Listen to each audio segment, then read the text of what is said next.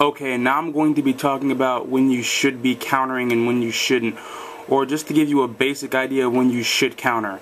Let me give an example. Wesker's forward heavy, his gunshot goes over Amaterasu while she's standing. I'm trying to use the counter here. Oh man.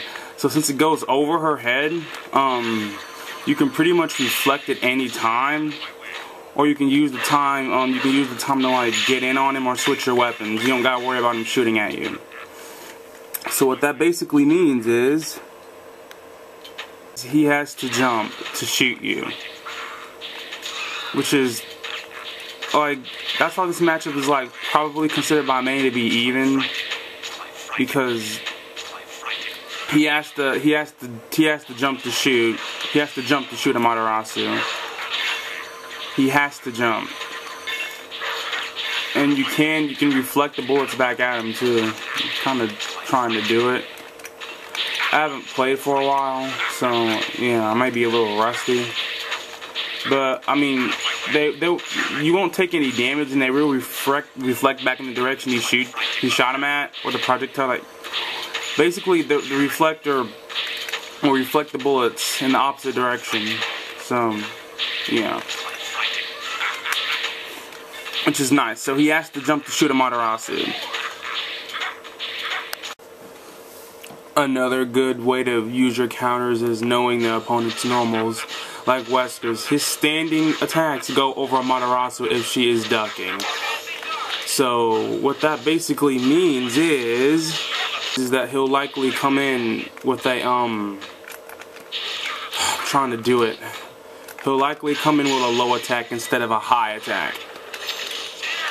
So that basically means it's somewhat easy to know what type of attacks he's going to do since you duck under his standing magic series, or standing light, medium, and heavy. Or let's just say you're fighting someone who's blocking and they're down backing, and you're just putting on your basic pressure, and you just toss at the counter and you catch them attacking you. You know, those button mashers, you know, make them regret mashing buttons, you know. Very useful to know when to use your counters. Very useful. Or let's just say that you're going to be attacked in the air or from the air. You know, like that. So like the opponent goes in the air, most likely they're going to come down on you with an air attack. So you got to understand when you got to do the counter, so you can properly punish them for their recklessness. Or let's just say you're fighting someone with a lot of range and they just dash forward and use a long range attack, you know.